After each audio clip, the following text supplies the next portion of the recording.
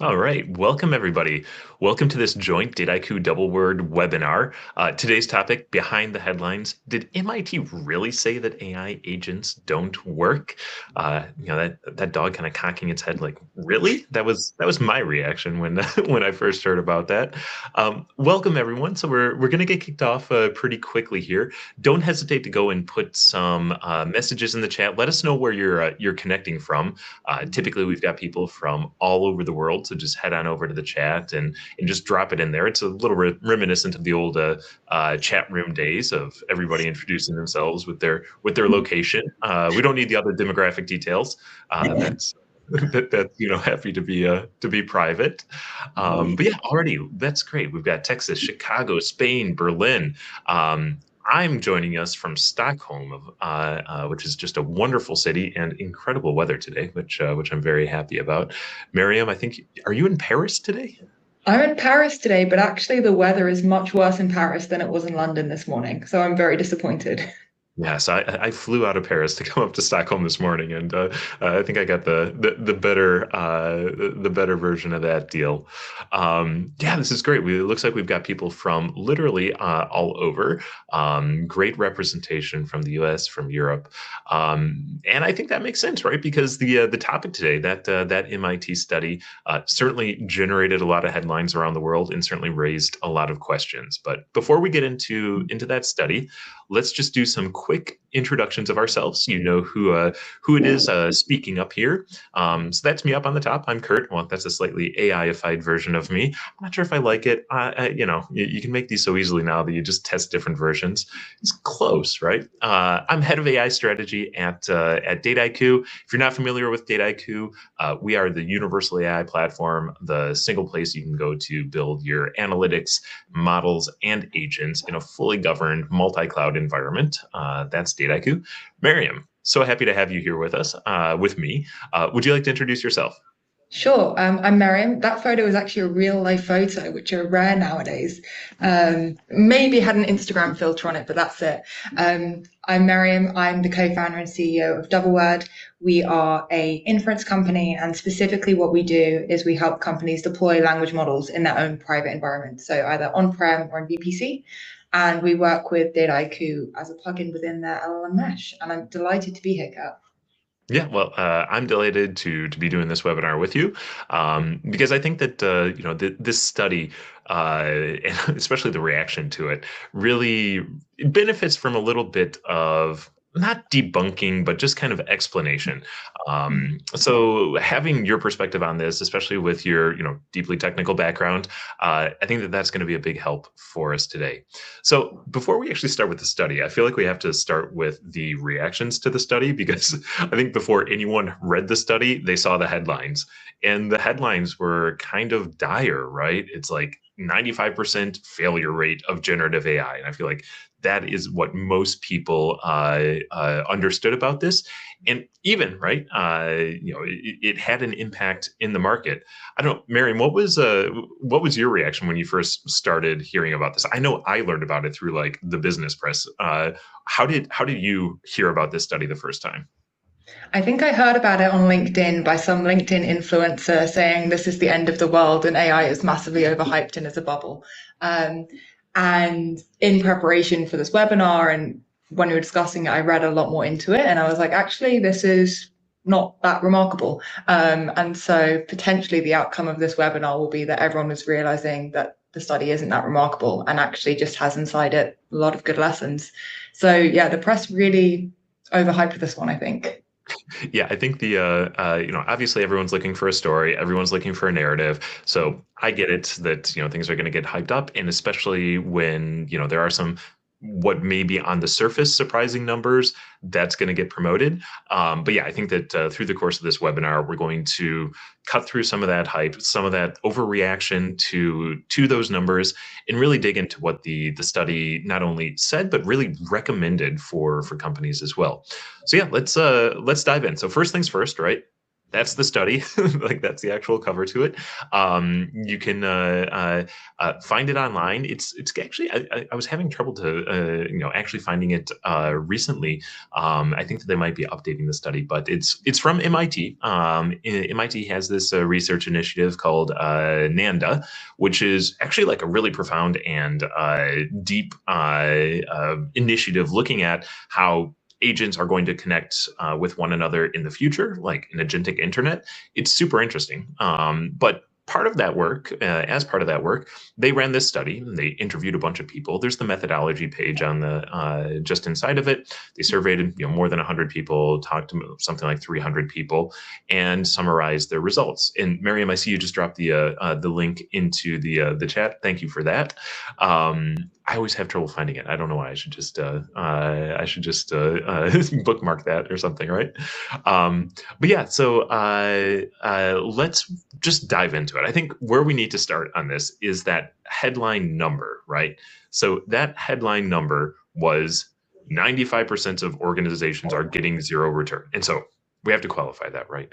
This was going to be, or this was just in the executive summary, just page one, you open it up. And if you only get that far, and if you're looking for a big number that you can put in a headline, this is what you saw.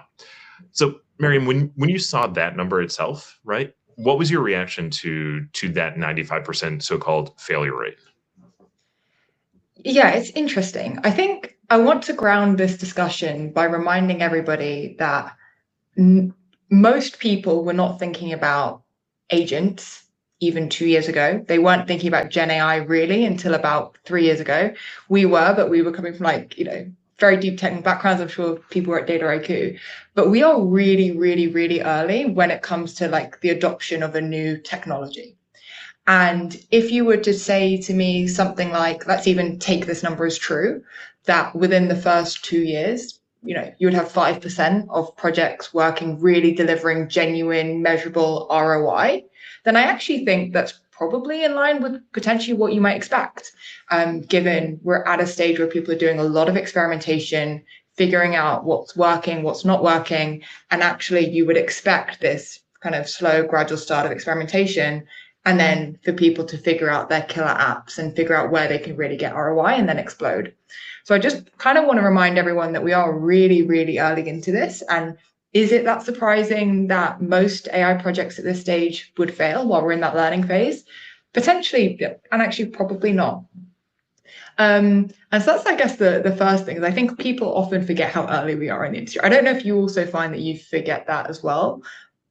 Yeah, totally. What I've been doing recently, frequently, is thinking back to what is the equivalent moment to where we are now with Gen AI and especially agentic AI in the enterprise, and comparing that back to different periods as machine learning was becoming more commonplace outside of just pure tech companies. So if you roll back to 2010, 2011, 2012, that's when, of course, you had a lot of big tech companies, the Googles and the Amazons, really perfecting a lot of the, kind of the core capabilities, the core practice of machine learning in an enterprise setting. They were building the first recommendation engines that were highly efficient, highly scalable, and really good at recommending products, right? This was new back then.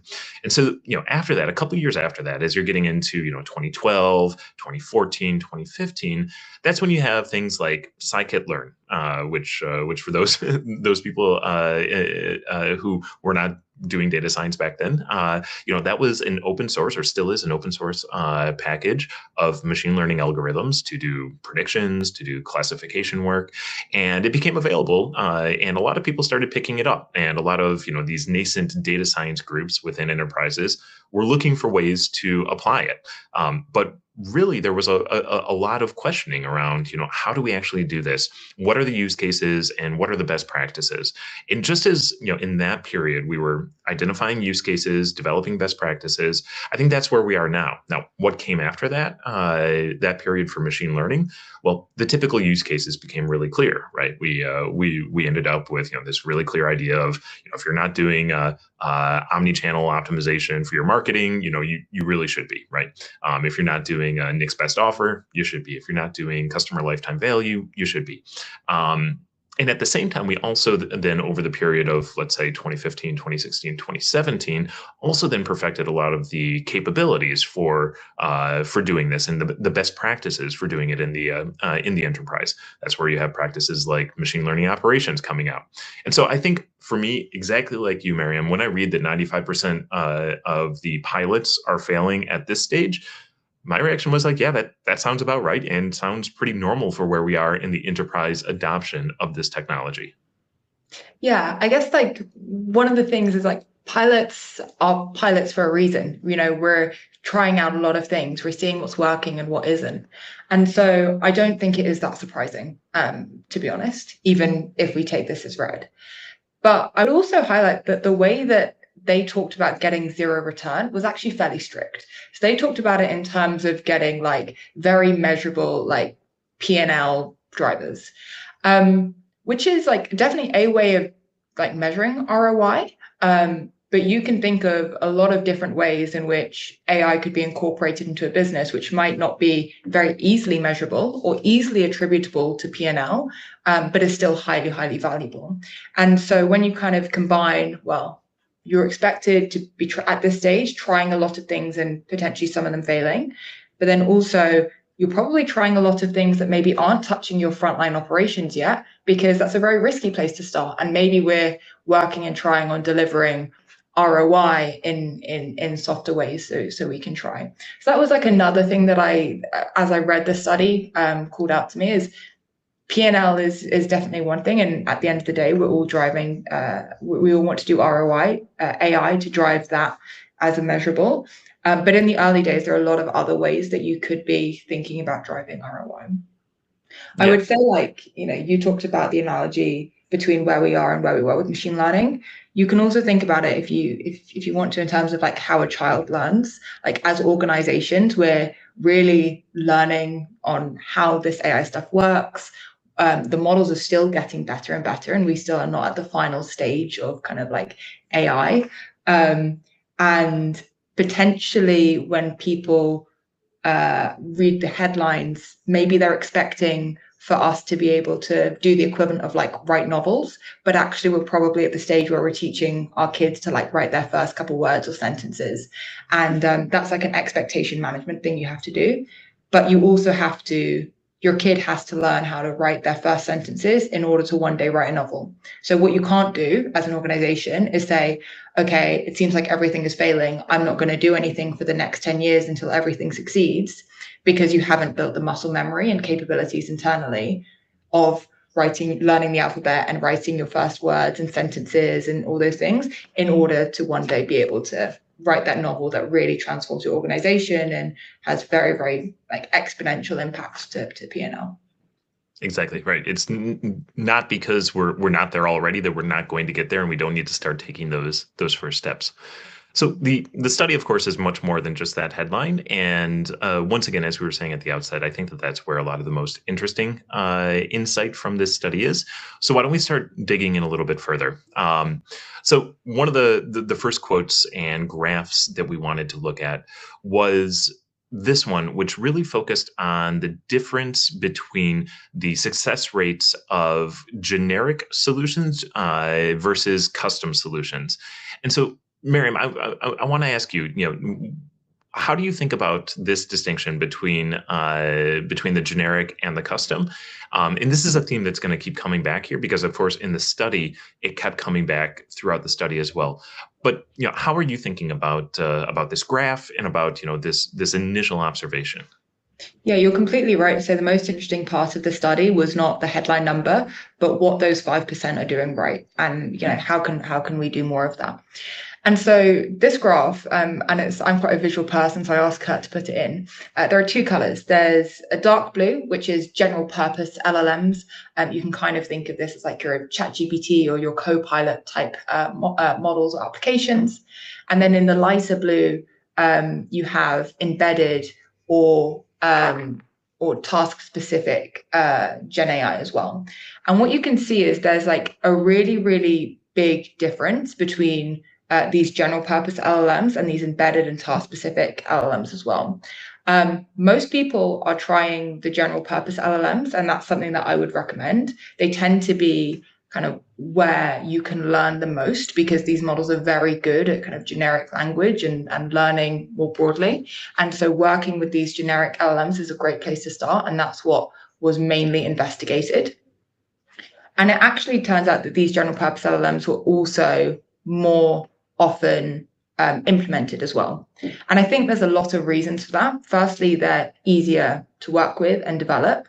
And secondly, they're also easier to actually just like get out widely into the ecosystem, whereas task-specific LLMs do involve research and development to actually build. And so I think we see more implementation of these general purpose LLMs, but that doesn't necessarily correlate super well to where we see success from these applications and these models. Something that kept coming up in the study was that a big driver of whether or not an application would work or not was whether it had like memory or like was embedded into a task or had like deep understanding of the task, and that they found that there was much higher ROI when that was actually linked to like the business process and having memory and all of these things. And so that's like a very interesting thing in terms of the general purpose LLMs are easier to work with. 80% of people have investigated them, but actually they might be lower linked to ROI. So that's this trade-off of ease of getting started and working with versus what actually might be a driver of ROI as well. Yeah, and I mean, I recall as well, a lot of the early conversations around GenAI really focused on fine tuning, and there's almost this like, this sense that we need to be able to fine tune a model in order to get any sort of use out of it, and I'm glad that that's kind of been dispelled. Fine tuning can be really useful. Setting up a model, in doing the work to train it on your specific content, that can be really relevant in a lot of especially very specific contexts. We have some customers who are doing it in industrial contexts where they're essentially teaching it the language of their process manuals and some of this machine generated content which comes off of their different assets. It can be very relevant in the pharmaceutical industry. It can be very relevant in the legal industry where there is that very specific type of content. But for most purposes, right, and even within those companies, for most use cases within those companies, you don't need that kind of task-specific model in order to get value out of it. What's easily forgotten is just how capable these general purpose models are, which is, of course, one of their great advantages. It means that you can direct many different questions to a given model and have them handled without having to switch back and forth. That's ultimately what's going to give you some of this flexibility within an agent when you're building it, is the fact that one of these general purpose LLMs is going to be able to handle different situations. It's going to be able to handle unexpected situations, which are not just programmed into some sort of automation.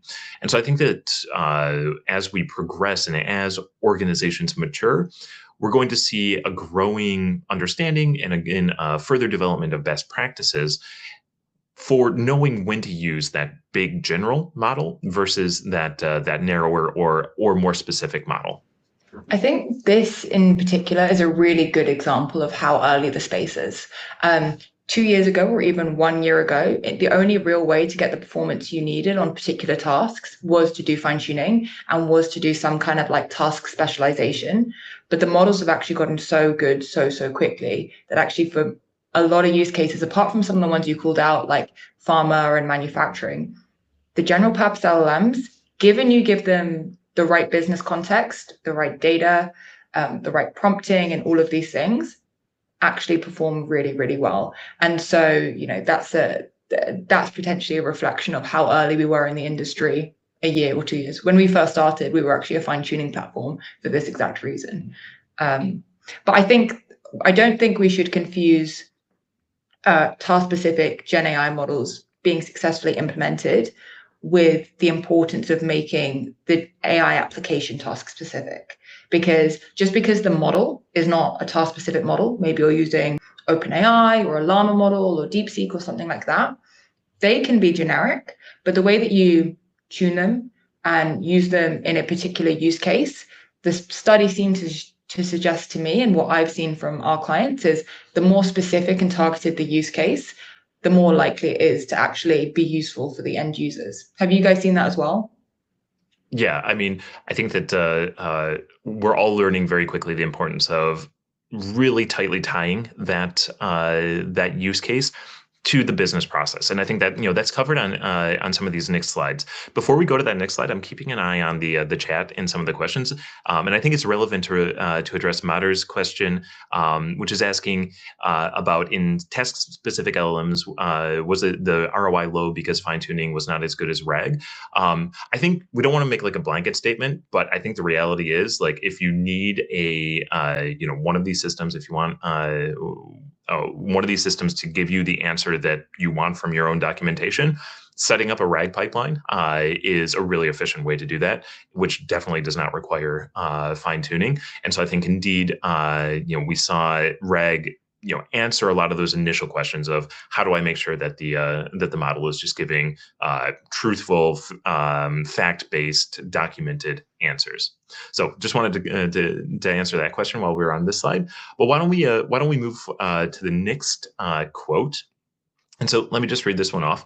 Organizations that successfully cross the GenAI divide, right? And so that's from going from kind of unsuccessful pilots to successful deployments. They approach AI procurement differently. They act like BPO clients, not SaaS customers. They demand deep customization. And so, of course, BPO, this is where you're outsourcing some of your business processes, right? And the goal is in that process is not to change what you're doing, but rather have that business process actually be faithfully implemented by an external partner. In the old days, right, a consultancy. In the old days, still today, of course, like this is how most of it is getting done today. But I think what the authors were looking to say here, I think, is a really important point, and gets to what you were just saying, Meryem, is that the expectation or the need for AI, which is really impactful in the enterprise, needs to be really tightly coupled to the actual business process with the way that the business actually works. And I think this is actually one of the really interesting things about agentic AI in particular. And I appreciate that they drew the distinction with SaaS customers. So SaaS customers, you buy the functionality or you license the functionality which is available to you, and you get you get that functionality. And in many ways, I think a lot of companies have been almost adapting their processes to the way their CRM works, to the way their ERP works, to the way their IT management system works, right? And what's interesting about agents is they can sit essentially above those systems, connect into those systems, and allow an organization to function in a way which is more flexible, or the agent can be more easily adapted to the actual functioning of the organization, and not necessarily be constrained to the boundaries of those different SaaS solutions. Meaning that we have an opportunity to build a new type of software through these agents, which really conforms to the way that our business works, or that maybe the way that we want our business to work, and we haven't been able to achieve yet because we have been forced to adapt to kind of the pillars of the SaaS software that we've been using so far.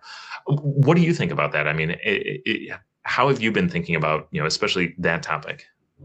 So I guess I have two levels where I can comment on this. So the first level is what I've seen work in our customers. And the second thing I can comment on is me acting as an AI company. And so me acting as an AI company, there's a role which has been increasingly common in pretty much every single AI company has this role now. OpenAI has it, Anthropic, they all have this role. And this role has various names, but is typically called a forward deployed engineer. And essentially, this is different to like an implementation engineer. It's different to, let's say, like a sales engineer. What this is it's a hard a hardcore engineer that actually normally could be in your product team that you send out with your product to your customer, and their job is to mold your product into the needs of the customer really, really closely. And pretty much every single AI startup has ended up with this kind of model. And the reason why is for a couple of reasons. Firstly, from the startup and company's point of view, it's the best way to learn. So for us, it's the best way to make our product as good as possible if we're really closely integrated with the client.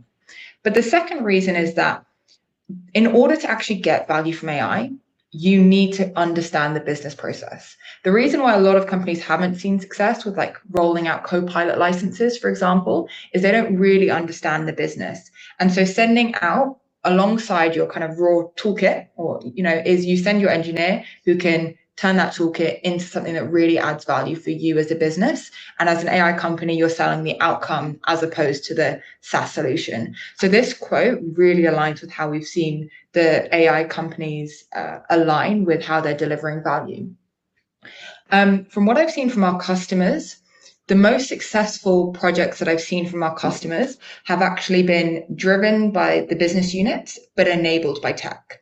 And what I mean by that is the key stakeholders are people that really understand the processes, are really able to tell us what needs to be done in what way. They can tell us this is the kind of ROI driven, all of those things. They don't necessarily know how to execute that on that, but then they use tech as an enabling function to deliver on that, but they really have ownership over those projects. Those projects where it's business first and tech enabled rather than like tech first and kind of business informing are far, far, far more successful because you're actually really able to customize the technology. The issue in AI is actually not a technology problem normally. The models are more than powerful enough. Typically, the problem is a translation of business process to tech. That's what the difficulty is. And the more you can bring them close together, either by AI companies sending in forward deployed engineers like we do or like OpenAI do, or by having the project really be business led. And I know Dataiku, you guys really champion this model of distributing innovation within business units. Those two are the best ways to make sure what you're building is actually driving ROI rather than just being cool tech. Yeah, absolutely. And again, I think back to those early years in machine learning, again, going on a decade ago. And, at that time, you had really smart people in the companies, but who were not yet fully trained data scientists, right? They were statisticians. They had, different titles. And maybe they had just gotten the new title data scientist. And what we were doing at that time is we would go and we would work with them we didn't call it a forward deployed engineer. We called it just a data scientist. But we would send one of our people out there to work with them to help build out some of those use cases.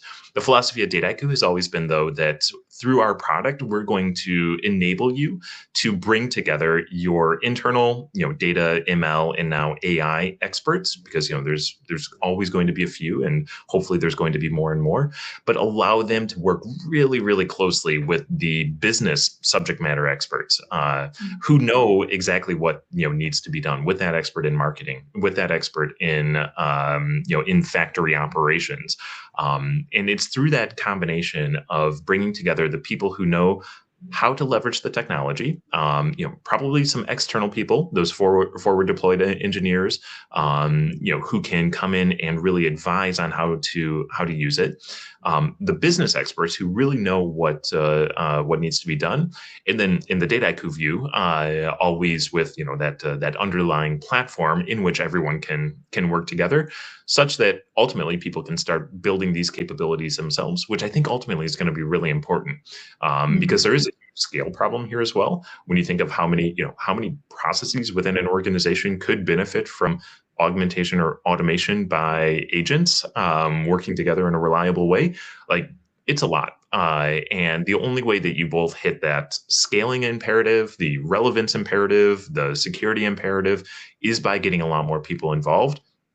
That, of course, does require that transfer of knowledge to bring people up to speed. And so like you said, right, technology can play a really critical role in that, and that includes both the AI models themselves, which I can only agree that their capabilities are so far beyond what we need right now. That's not the issue. But there's also then, right, the enabling technologies, to make it easier to use, be it running them internally, doing internal inference like you can with Doubleword, or bringing together business and AI experts like you can with Dataiku. We're doing all of that together with both. That's ultimately where we see those challenges being fully unlocked. Yeah, I mean, Dennis in the comments just said like what the report actually kind of says is it's not really a technology problem, and it's largely an implementation and strategy problem. And that's kind of the things that we think we should be solving for in the next coming months and years. Is that the tech actually, if the tech stopped improving right now, we have about 10 years worth of innovation to unlock. The goal for all of us is to figure out what is the best way to unlock and roll out that innovation across the organization. Absolutely. All right, let's go. Let's go on to the next quote. So here, this is a really interesting one, and I think we all kind of smiled when we read this one. But it was contrasting the fact that there were these kind of quote unquote disappointing headline numbers about AI deployment. But then we contrast that with the reality of what they call the thriving shadow AI economy, where essentially people got access to AI in their personal lives, because as of December 2022, we're all downloading ChatGPT. You don't have the growth rates that they did in their usage without everybody downloading it. And of course, immediately finding all this useful ways to use this technology, and then kind of sneaking it into their work. And so, when I read this, I think that this creates both the opportunity and the risk. And I think that the opportunity here is that we see the appetite that there are for employees to do their work more quickly, to be more effective in their work, to accelerate some of the mundane parts of their job. I mean, I have a whole bunch of small tasks now that I just hand over to one of the chatbots, and just it does it for me, and that just makes my day better because I don't have to do that repetitive thing again. But at the same time, I think that it also is a risk because it helps. I think it has been one of the drivers of, let's call it, overinflated expectations, right? Where in all of our personal lives, we've discovered how useful this technology can be. And then there's this frustration with, well, why can't I use this fully at work yet? And my thinking on that is really that what we're seeing is the kind of this the confrontation between really potentially transformative technology, and I do believe that AI is going to transform the enterprise, but just the reality of enterprise adoption, right? If you've ever sold software to an enterprise company before, they're going to ask you a lot of questions about your security frameworks. There's going to be a procurement process, right? And all of that is for very good reason. Organizations need to be risk averse. They need to make sure that their operations, which they've built up over decades, sometimes centuries, are respected. That they're not breaking anything when they bring something new in, especially something as powerful as AI. And so I think that this gap between individuals' personal use of AI, which can be very advanced and where they can move really quickly, versus the, let's say, necessarily more moderate pace of enterprise AI adoption.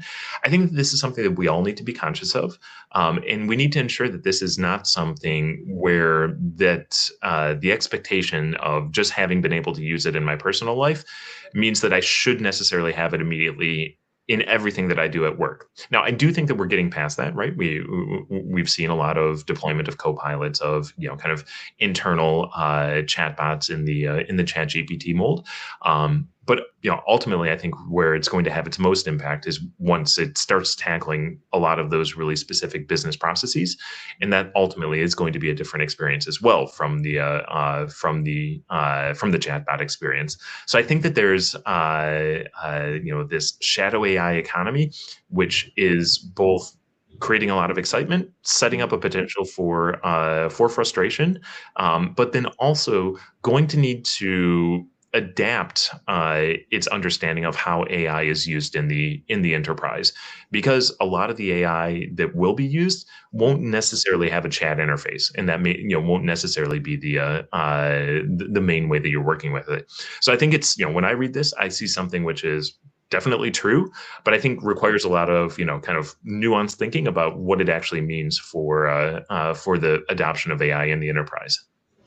Yeah, I agree with that. I think my favorite thing about this quote is the fact they call this a surprising reality, when I don't know anyone that would be surprised by this. I think we are all seeing this, that the shadow AI economy, everyone is secretly using ChatGPT, even if they're not allowed to. They're just using it on their phone or their laptop instead, and actually just doing things they shouldn't. So I don't think it's a surprising thing at all. But what it does tell me on an optimistic note is this. I think what it's telling me is that when we put AI into the hands of people that understand their business process the best, we get really, really good results. And I can give you an example of this. We're working with a customer, actually a Dataiku customer. And one of the use cases they wanted to do was to be able to automate when they were reviewing NDAs, and make sure that all of the NDAs that they received or sent out had a checklist of clauses that they needed to have. And we were talking with them about, we could build this application, or their data science team wanted to build this application. We got on the call with the subject matter expert, and he pulls up his personal chat GPT, and he's like, I already made a custom GPT for this. It took me 20 minutes and it's perfect, but it's annoying. I can't put all my contracts in it. I can only put some in it. And he had, in 20 minutes, actually saved himself and his team hours and hours and hours of work. And what he was annoyed about was that he couldn't use all of his data in it. But what it showed me was that if you actually put AI into the hands of the people that understand the business really well, whether allowed or shadow, they actually make really good ROI decisions. They actually make really good decisions of how to use that AI. And so that was really hopeful. And obviously, shadow IT economies and shadow AI is pretty dangerous. And we definitely don't want it to be something that we encourage.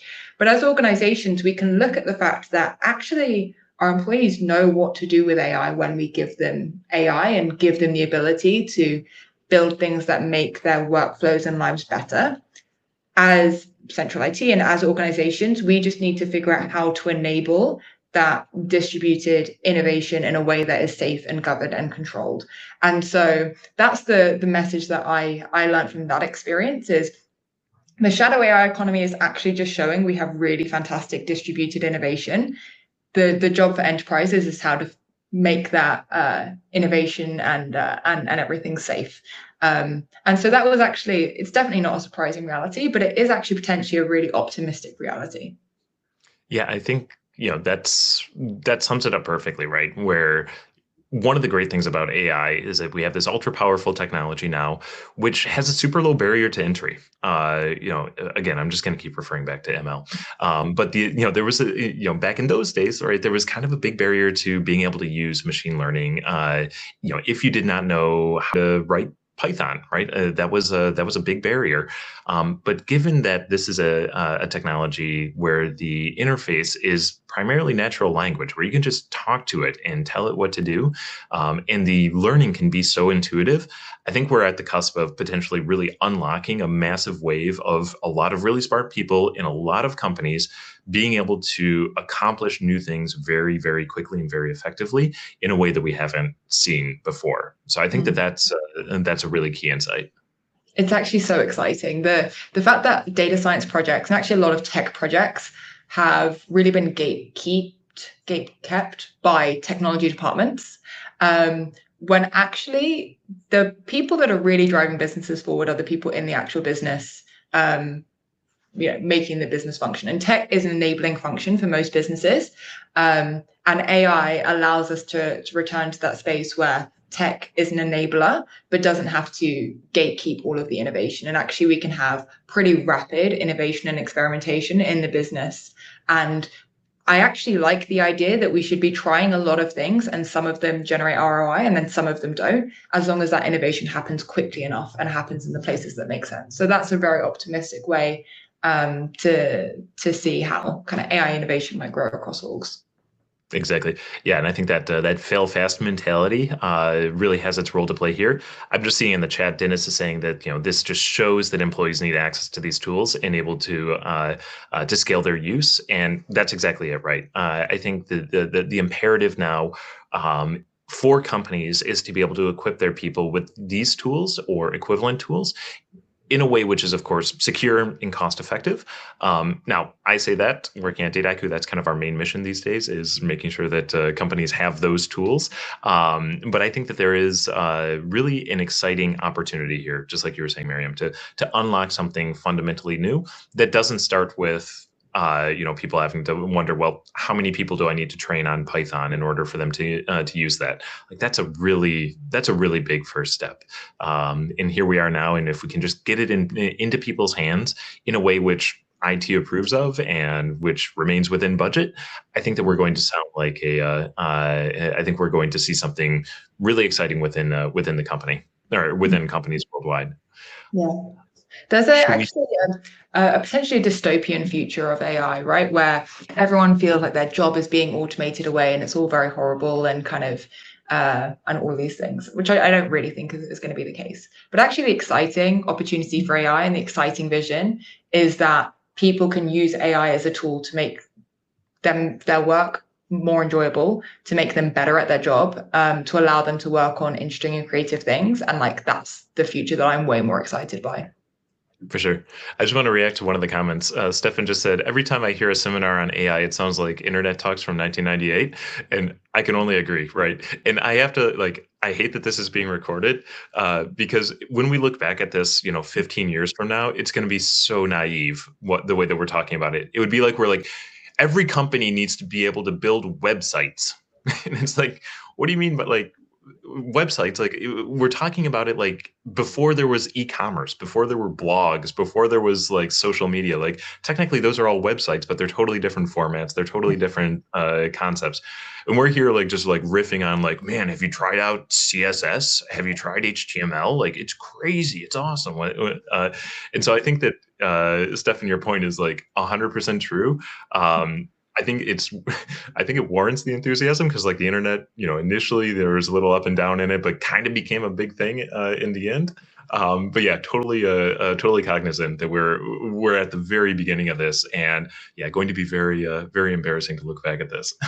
I already have it from webinars I did 2-3 years ago, where I was talking about I was like this thing called RAG, and all RAG is just giving the model a bit of extra information that makes it know more about your use case. And I'm like, duh, obviously we would want to give the model kind of relevant context. But at the time, it was kind of wow, this really boosts the performance. And I look back and I'm like, this is embarrassing. And that was only 2-3 years ago. Yeah, it's going to go so fast. It's super exciting, but yeah, we have to be cognizant of where we are right now. All right, let's move on to the next quote real quick. And so this one just kind of brings us back to process-specific customization. That they saw, more success rather than others that were just looking at pure benchmarks. And so there's two things in here that really struck me. One is, again, that process-specific customization that we touched on. But I think I like this quote because it emphasizes the process aspect of this, because I think a lot of the applications here, it's useful to think of them not just as an agent, but rather as a complex process that might have one agent over in one part of that, doing some part of the work, handing that work off to maybe another agent, but then handing that work off to a human being who is doing part of the work as well. And so I think that's going to, feed our understanding of the way in which these systems need to be built. It's not just one agent, but it's really a process which is going to integrate agents of different types, along with other assets, things, data sources, various tools that those agents can use, machine learning models, and so on, and also, of course, the humans themselves. And then there's the other aspect, which is benchmarks. And there was a question earlier as well around like benchmarks for ROI, and it's not that we're dodging that question, but rather it's just like that's a hard question to answer, because I think we're going to have to think up new benchmarks for the way that we think about the performance of these systems, as well as the value generated by them, because again, they are quite different. And I think that the fact that we're building this in real time and expecting ROI and expecting really solid assessments of performance, I think it's just another indication that we're still early in this process of building these capabilities in the enterprise for real, early in the process of settling a lot of these best practices. And so I think that this is something that we are all going to need to keep in mind as we're getting requests from our leadership about what's the benchmark, what's the ROI. That look, it's just really early, and we need to start moving this forward. Yeah, I do also like the quote process specific customization. Some of the best success that I've seen with our pilots is when with our clients and like their internal pilots is when they take a process and they break it up into however many steps make sense. And we say, this is low hanging fruit, this is low hanging fruit, this is always going to be human, and this is where we can help. And then do those projects kind of one by one and then slowly chain them together. And the reason why that really works is because you take off a project that's like manageable and you're pretty confident that they know how to execute and that has been done before. But also, if you are optimizing a process or a part of a process, it's really, really easy to measure that ROI. As an industry, we love benchmarks. But our benchmarks are typically pretty abstract and tend to be very badly representative of real life workflows and real life things that actually matter. And so actually understanding your specific process and your specific use case and optimizing for that is the best way to generate kind of measurable ROI. I do often think that the companies who are going to see some of the most success from AI transformation are the companies that are the best at training their juniors. Like if you're really, really good at writing down a process and understanding what goes into it and what the steps are and what data you need for X, Y, Z, then actually you've got like a process ready built to go and make better.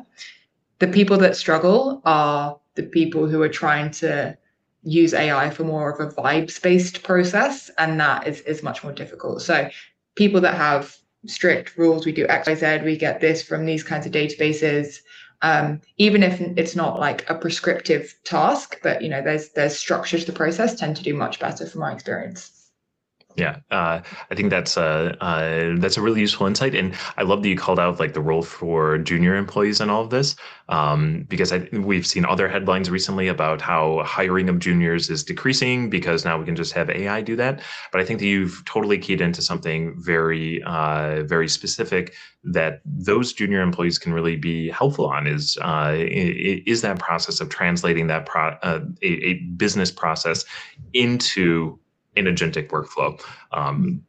They're used to working with this technology, and they're fast learners. Not like old people like me who I can barely learn a new thing these days, it seems. But it's it's a positive vision for what entry level work can be in the future, because we're going to need entry level work, right? We're not the last generation to ever need a job. I don't believe so, right? I think it's one of the biggest fumbles I've ever seen a collective society make is this decrease in graduate hiring and employment. I feel it's so stupid. The best predictor of how good your workforce will be in 5 or 10 years is how good the people you can hire now are and how good the entry-level people you bring in now are. Given how difficult the entry-level job market is, it's actually a really great opportunity for companies that want to level up their kind of average quality of their workforce to get the grads they never would have been able to afford or never been able to get in previous generations. Bring in the best grads now because they're available, and then use that to create your standard for 5-10 years time. So I think it's a huge mistake that the society is making, just from a business perspective, let alone societal. Exactly right. No, it's such a positive vision and so important. All right, last quote, and it's a doozy. So this one was so good that we just screenshotted this one. But basically, people will read it. But what we're seeing here is the importance of decisions that are being made right now. You see in here, it's talking about this 18-month horizon of when key decisions are being made about which AI technologies organizations are going to be working with, because, and it correctly identifies it down at the quote in the bottom, once you start building those specific processes in a particular way, there's going to be high switching costs. I don't think we should call it lock-in, because you're never really locked into anything. But if the switching costs are too high, then indeed you're going to need to be stuck with that. I think I think there is some truth to that. I think that I know that organizations that Dataiku is speaking with, there's a lot of questioning about, are we, should I be using models from this provider or that provider? Should I be building in this framework or that framework? Dataiku's approach to that is always to equip you with a platform that says, well, use just whatever you want, and you'll be able to maintain that flexibility into the future. But I think that there really is some of that, some reality to these decisions here, that the choices that you make now, well, yeah, there's going to be some path dependency, and so making a small decision right now about the way that you build, that might lead to some higher switching costs, and the need to make commitments that ought to be thought about right now. Meryem, what was your reaction when you saw this and thinking about that the importance of decisions that are being made now? So for this, the reason I picked out this quote is I think this is something that's really underappreciated. If you're building things so closely tied to your business processes, it's very difficult to unwind that later on. And for me, this comes down to what are the factors that are involved in a build versus buy decision. And actually, I think I've heard Kurt talk about this in the past. So what are the kind of AI processes that we're happy to buy off the shelf, that maybe we're happy, maybe for our HR platform? It's not like, it's business critical, but we don't build our IP around that HR platform. So maybe you're happy to buy and be locked in for a period of time there. But the things that maybe you don't want to be locked into an external vendor for, at least for the actual business process and application, is probably those parts of your business that are really unique to you and that are your real value drivers. So, for example, if I'm a pharmaceutical company, I probably want to be building my key IP around AI and how I'm using that in drug discovery myself and internally. And so I'm not beholden on someone else to do my R&D for me. And so for me, I think it's a build versus buy decision. I mean, Kurt, you kind of used was it commodity? What's the language that you used? Yeah, I like to draw the distinction between, kind of commodity processes and differentiated processes. There's some processes in your business where you need to be good at it, but it's not how you differentiate yourself from the competition, right? This is a lot of back office processes. You need that to be efficient. You need to onboard new employees efficiently, right? You need to run your finances efficiently. And a lot of these, a lot of software providers, a lot of those SaaS providers that are specialized in those domains are going to provide agents that assist with a lot of those very common processes. And I think that's probably a very good buy option for exactly the reasons you said, Meryem. These are kind of commoditized. Everybody needs to do them, so you just kind of level up with everybody else, and now you do them all more efficiently. That's great, but that's in contrast to those use cases, those processes where you are seeking to be better than your competition, where that's actually the IP that's going to make you more successful than them. And so, you mentioned drug discovery for pharmaceutical companies. Maybe it's supply chain optimization for manufacturers. Maybe it's customer onboarding for a financial institution, where you can do that more effectively, more quickly, and deliver a better customer experience. I think that there's an important distinction there between what is really critical to the way that your business operates, where you seek to differentiate, and where you hope to gain competitive advantage. Yeah, I So completely agree. we're kind of coming up on time here. I know the next slide is simply asking for questions. Now, I do think we've been doing a pretty good job keeping up with questions as we've gone. I'm just going to click over and see if there's some new ones that have popped up. Oh, Oscar Miguel has a really interesting one here. What if you're working in creative processes, therefore less deterministic and more as a playbook or toolbox? I think that that's a really interesting question, because a lot of, there is the question of, what degree of creativity do you want to allow an AI system to have?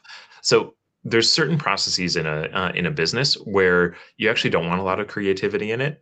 You want it to follow a set of rules, and you want it to have maybe some flexibility, but you don't want it to get creative. Now, that's in contrast to like a truly creative profession, where for me, I think that, at best, AI is going to be an assistant, to help you achieve your creative vision more quickly, but it's not going to be the source of creativity. Personally, right? And this, is more of a philosophical discussion than anything else, which, Meryem, you and I, we're happy to get into.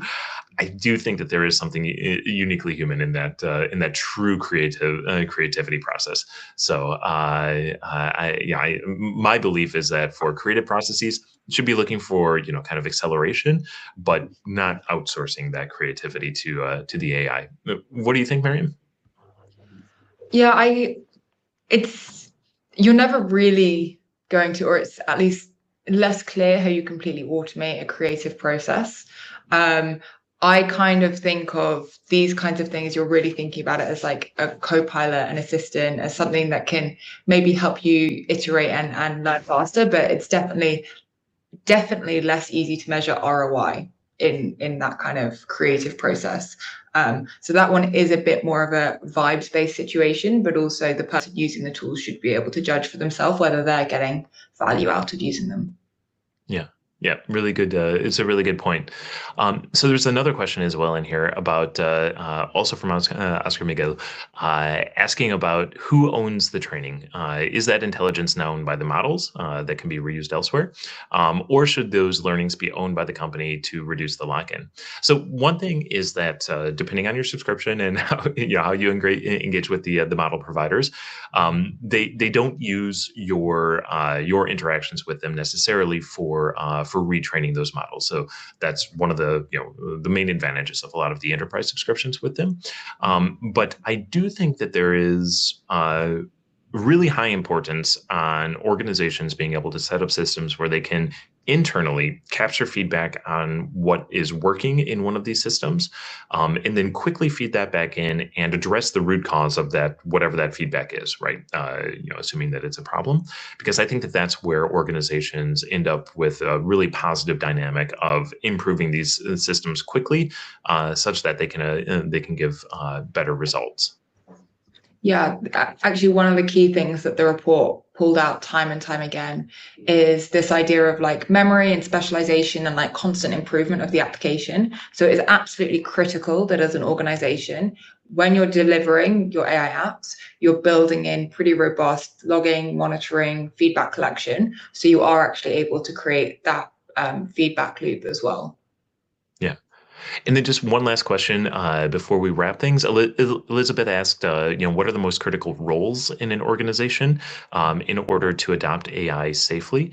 I can't emphasize enough the importance of AI governance, but also shifting the understanding of governance from just kind of check boxes and compliance, but rather creating a process by which you can ensure that the AI that you're developing from the ideation stage is going to be aligned with your internal policies, with any regulation that you might be subject to, as well as, of course, just your values about how you believe that AI should be used in your process. So for me, there really needs to be somebody responsible for AI governance in the organization. And without that, not only are you running risk, but you're probably not actually going as fast as you could be either. Guardrails, there's a reason that there's guardrails on a racetrack. It allows those drivers to drive more quickly because they know that the consequences of a mistake won't be so terrible. I think for me, often when we hire technical talent, this is sometimes, and I'm saying this as someone who works with a lot of technical talent and, being an ex-physicist myself, we often hire people that don't really love speaking to other people. We like people that like sitting in dark rooms and coding. And actually now is a really, really good time to build up an engineering org and encourage your engineers to get more interested in the actual underlying business process that they're working on and work really, really closely with business units. So forward deployed engineers is really working for companies like AI companies as they look to integrate their technology into businesses. I think internally, forward deployed engineers as a role makes a lot of sense within companies themselves as well. Absolutely. I can only agree. Well, thank you, Meryem. This has been fascinating. To everyone online, thank you for all your engagement and all of your questions. If you want to learn more about Dataiku or Doubleword, you've got, either Google or QR codes right here for you. But we really appreciate the conversation today, and we're looking forward to having you all on some of our future sessions as well. So, thank you so much. Always a lot of fun.